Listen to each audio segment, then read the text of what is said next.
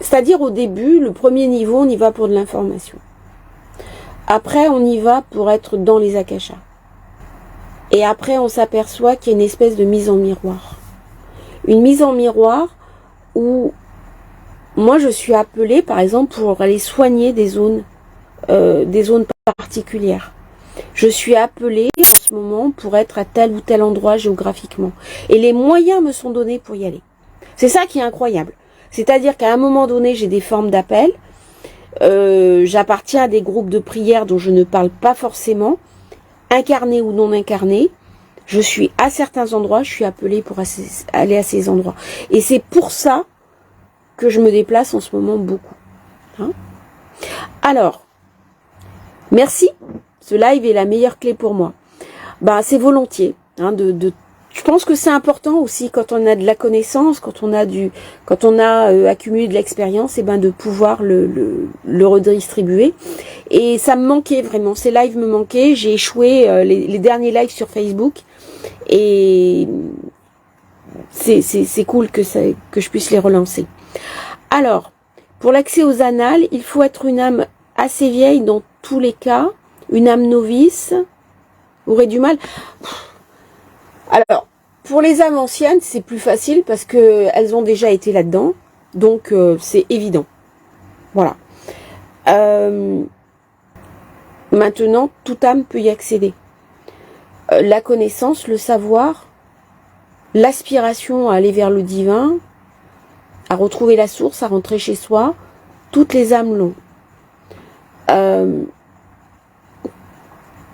Donc, il n'y a pas une supériorité des vieilles âmes par rapport aux jeunes âmes. Au contraire, des fois, les jeunes âmes ont plus d'enthousiasme, ont plus de liberté, ont plus de dynamisme. Les vieilles âmes, elles ont aussi accumulé des fois des erreurs, des principes, comment dirais-je, des blocages, des vieux principes erronés qu'il faut aussi lever. Donc il y a parfois tout un travail à faire sur les vieilles âmes. Les vieilles âmes, elles souffrent énormément. Et des fois, il y a aussi une reprogrammation pour expliquer qu'on peut fonctionner autrement sans la souffrance. On n'a plus besoin de la souffrance pour passer les portes. Il y a aussi la porte de la joie. Hein? Alors, est-ce que tu penses normal? Alors, ça, j'ai déjà répondu. Alors, je regarde un peu les questions. Alors, le changement, c'est comme une prise de conscience. Merci Marie-Paul. Ça, c'est des personnes qui suivent ma formation sur les annales akashiques. Hein. Il y a une formation qui est toujours disponible sur les annales akashiques. Dans cette formation, c'est vrai que ce que j'essaie d'apporter, c'est pas uniquement une méthodologie pour rentrer dans les annales akashiques.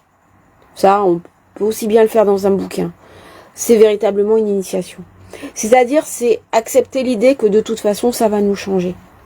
Mais ça va nous changer de manière positive. Ça va changer notre vie. C'est-à-dire que au plus je vais dans les annales akashiques, et au plus je m'aperçois que ma vie est facile. Je n'avais vraiment pas cette facilité-là de vie. Bon, je suis quelqu'un qui a eu des très gros problèmes de santé, j'ai eu 10 ans de dépression nerveuse, j'ai passé des épreuves terribles dans ma vie. Et ben, depuis que je vais aussi souvent dans les annales akashiques, je m'aperçois quand même que ma vie se met en place et qu'il y a des choses qui se passent beaucoup plus facilement. Hein? Alors, il y a pourquoi des personnes qui n'arrivent pas à rentrer. C'est pas évident sur le téléphone. Mais bon, c'est du sang filé. Alors, est-ce que c'est une question de taux vibratoire pour y accéder? Est-ce que c'est une question de taux vibratoire pour y accéder? Aussi. C'est-à-dire qu'à un moment donné, on est amené à baisser les ondes alpha de son cerveau. On ne peut pas rentrer dans les annales akashiques avec le mental. Donc, si vous êtes complètement, vous n'y arrivez pas. On rentre pas avec le mental dans les annales akashiques. Ça, c'est le premier point. Deuxième point, vous rentrez en non-état. Vous ne pouvez pas rentrer avec votre état mental habituel. Christelle, vous me contactez. Hein. On va régler ça. On va réaligner s'il y a des choses. Alors des fois, dans une visite anale akashique, ça peut déstabiliser des principes. Donc il y a une espèce de réajustement à faire. C'est donc Christelle, vous me passez un message en MP, on va régler ça. Alors Julien, j'ai pas compris la question. C'est fou, c'est jeune. C'est au niveau des Ouais, j'ai lu une phrase, faut rentrer avec son état d'enfant naïf. C'est exactement ça. C'est-à-dire que l'enfant intérieur, il est très important pour rentrer dans les annales akashiques. Il y a quelque part quelque chose de merveilleux. J'ai fait une vidéo là sur comment dirais-je, imagination et visualisation. Bah pour les chamans, les images qu'on visualise, c'est pas de l'imagination. C'est quelque chose qui existe dans un univers parallèle, dans une conscience parallèle. Donc il y a la nécessité de la créativité. Et les personnes qui ont des profils créatifs, hein, au niveau cognitif, parce on n'a pas tous les mêmes profils. Hein, j'ai une certification de coaching par le TLP Navigateur, qui est un coaching d'entreprise, où on identifie les typologies des personnes. Et ce sont les profils créatifs qui ont le plus de facilité à rentrer dans les annales akashiques. Parce que justement, elles sont ouvertes au merveilleux qui nous entoure. Alors, la chapelle de Lisieux, la chapelle en bas, je connais pas. Ah, ok. Phrase là, c'est dans la chapelle de Lisieux. Alors, moi, je vais, bon, sans faire de prosélytisme, hein, parce que je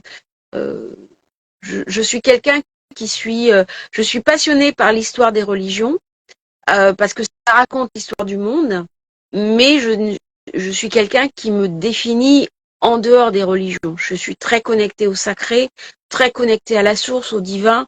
Je suis passionnée de sagesse hébraïque, mais je ne suis pas juive, je le précise, et je ne me suis pas inscrite dans une religion.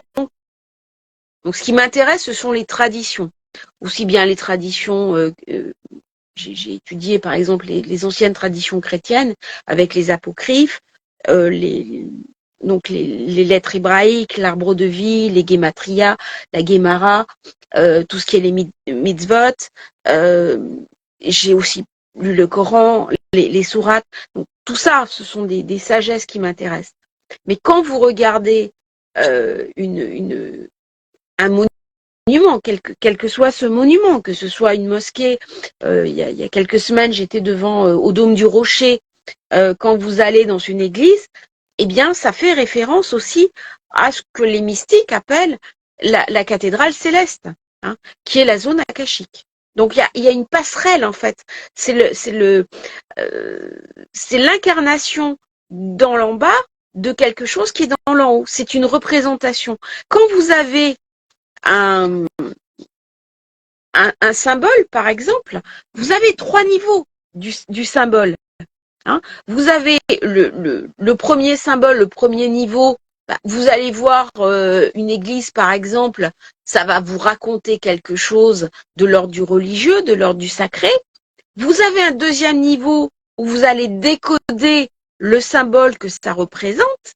Hein, où est-ce qu'elle se situe, les zones d'onde, les présences, les choses comme ça.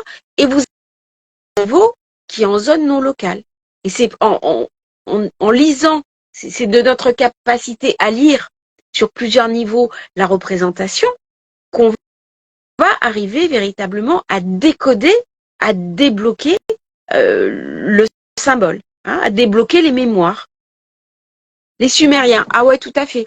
Alors ça, j'ai eu la chance de voir l'une des plus anciennes tablettes sumériennes. Elle est au British Museum de Londres. Alors elle est dans un tout petit coin, elle est très mal présentée, personne la voit. Ça a engendré chez moi une émotion sans pareil. Et c'est là, en fait, le monde tel qu'on le connaît, le monde, je dirais le monde qui a engendré, bah, il est né autour de la Méditerranée. Hein. Et Sumer, c'est les plus anciennes traces d'écriture. Donc, moi qui suis passionnée par les alphabets, je travaille beaucoup sur les alphabets. C'est l'un des plus anciens alphabets, eh bien c'est Sumer. Et eux écrivaient sur des tablettes qu'on a retrouvées, les fameuses tablettes sumériennes. Et malheureusement, il y a beaucoup de tablettes qui ont été détruites, qui ont été perdues. Et puis, bah, il y a quelque chose aussi qui est terrible, c'est qu'il y a des vols au niveau des antiquités, il y a des pillages, et donc il y a une perte de savoir. Par contre, lorsque un savoir est détruit, il faut savoir qu'il se retrouve dans l'inconscient spirituel collectif.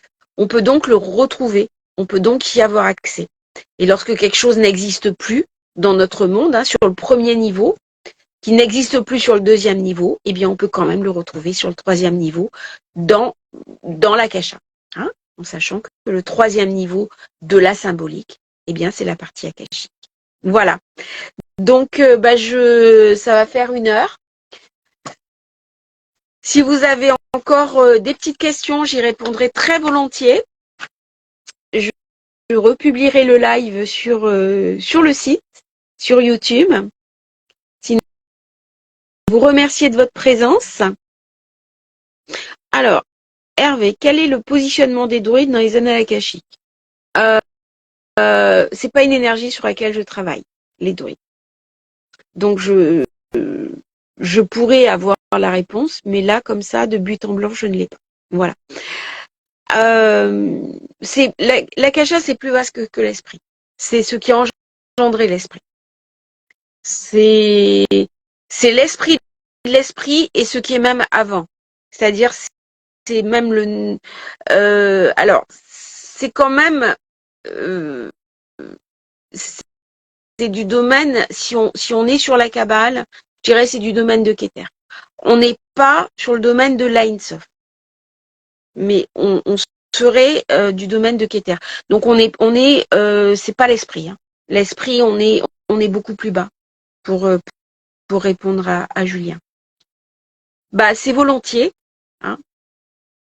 Alors oui, tout à fait. Les anges, on en a 3. On a l'ange du jour, on a l'ange de la période et on a l'ange de l'heure. Ça permet de les avoir aussi quand on fait de l'astrologie. Moi, je travaille avec ça. Donc, c'est très volontiers. Merci à tous. Je vais reprendre un petit peu ces lives parce que j'ai beaucoup de plaisir à partager, à communiquer le savoir. Coucou Adeline, ça fait plaisir de te voir. Laure, ça fait plaisir. Gens qui sont en formation avec moi, qui sont venus au rendez-vous akashique et ça me fait toujours vraiment plaisir de les croiser, de leur présence.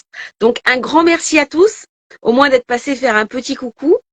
Je vais reprendre les lives, peut-être faire des méditations en ligne, faire de la transmission. De toute façon, ça sera toujours gratuit, ça sera toujours volontiers. Donc n'hésitez pas, posez des questions. Et si vous voulez alors des nouvelles ouvertures aux formations en akashique, vous m'écrivez en privé, je vous ouvrirai les accès. Hein. J'avais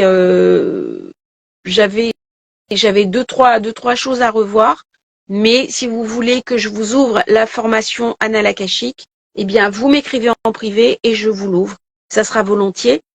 Donc, vous m'écrivez sur sur ma boîte, comment ça s'appelle? Maëva de R, Transmission Cosmique, c'est le groupe, hein, Annales akashique, Famille d'âme, et vous me passez un message sur ma page professionnelle. Hein. Voilà. Namasté à tous. Merci beaucoup. Je vous souhaite une merveilleuse soirée, merveilleuse semaine, et puis une merveilleuse découverte des annales akashiques. Voilà. Alors, Julien, pour les formations Kabbale, ça va venir bientôt. Voilà, pour répondre à la question. Ça va venir bientôt, ça sera des initiations. Que je ne sais pas, mais pour l'instant, je peux apprendre au niveau où j'en suis. Enfin, pas au niveau où j'en suis, mais au niveau où je peux présenter ce que j'ai déjà intégré. Je peux pas former à ce que je n'ai pas intégré. Voilà. Bah, c'est pas un problème. Je te fournirai le replay. Voilà. Bonne soirée à tous.